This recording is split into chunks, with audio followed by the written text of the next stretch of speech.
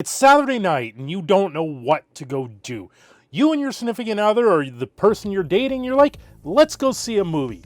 Well, you don't know what to go see, so you look it up online, you look up on Rotten Tomatoes, and you go, maybe this movie's good. Or maybe you're just sitting down to watch something on the TV and you have an app and the app pops up and it gives you the Rotten Tomatoes score for something. Well, it seems those scores have been tailor-made and paid off by critics for Rotten Tomatoes. Rotten Tomatoes under fire after PR firm scheme to pay critics for positive reviews uncovered.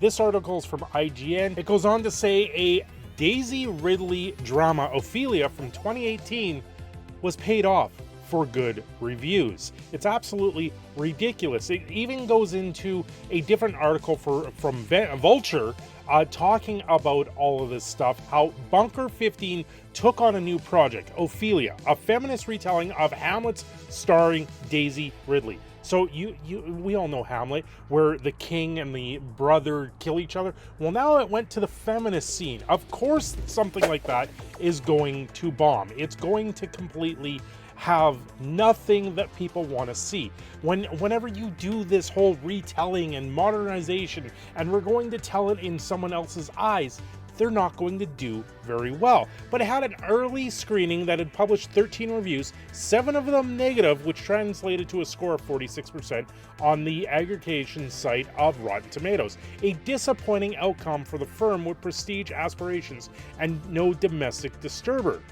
But just because the tomato meter says the title is rotten, scoring below 60%, it doesn't need to stay that way. Bunker 15 takes more bottom-up approach, recruiting obscure, often self-published critics who nevertheless part the pool tracked by Rotten Tomatoes. In another break of standard practice, they paid about $50 for positive reviews for this. It's absolutely ridiculous to even hear that this is such a thing. Well, you know, when you look up on Google Rotten Tomatoes Ophelia, let's take a quick look at what we get. Oh, page not found. So they've gotten word that most of the critic reviews were false. They've completely wiped it from the internet. Now, what was Ophelia? Ophelia was this movie, absolutely horrible movie that came out. It's a feminist telling of Hamlet. How about no? How about just no? We're not going to listen to that because it's absolutely ridiculous to even hear about this. Now, of course, this brings into question about everything else we've seen from Rotten Tomatoes. Are they real? Are they fake? Are the reviews or are the critics just access journalism once again?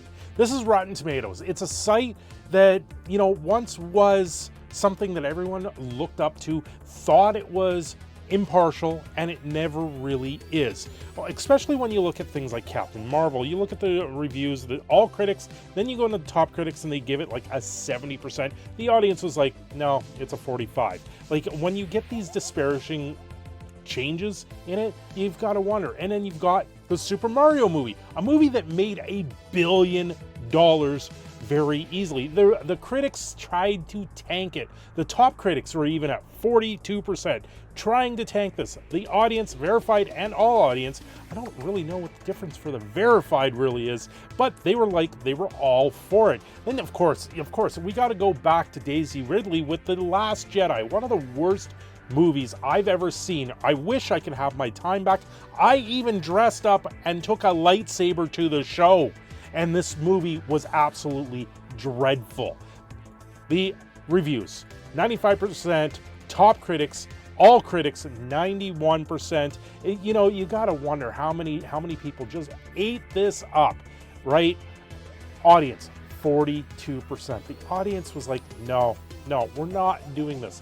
And, you know, there's other ones like The Little Mermaid. The Little Mermaid, it really does look like they tried. They tried to do this with top critics being 49%.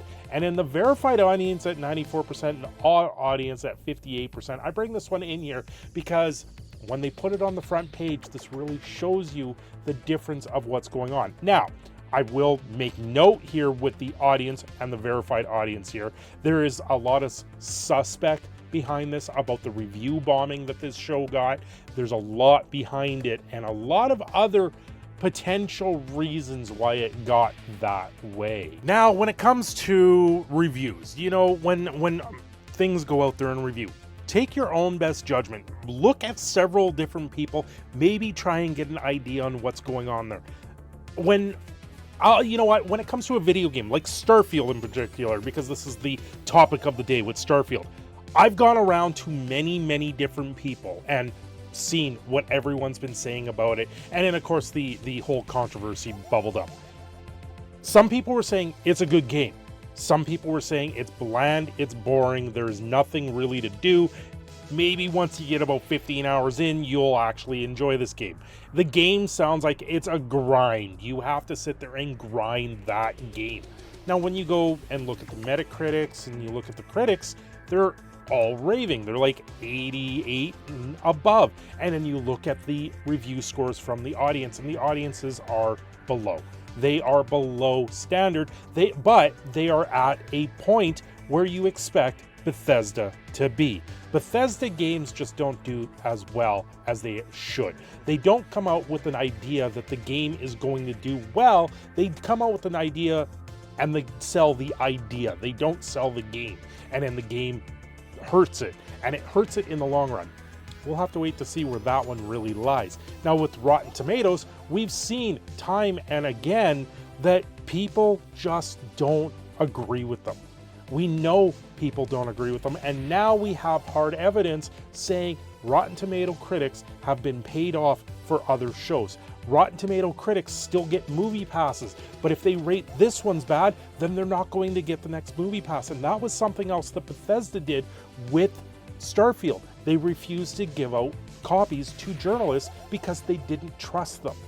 And that is why this whole aggregation with movie critics and game critics, why some companies are starting to step away from them. And they don't want to do that with them. They'd rather go to the YouTubers and have the people out there that know what they're talking about, know what they're playing, and know what they're having fun with, try and review these things. And that's why I go to very many different people to ask questions about the game they're playing.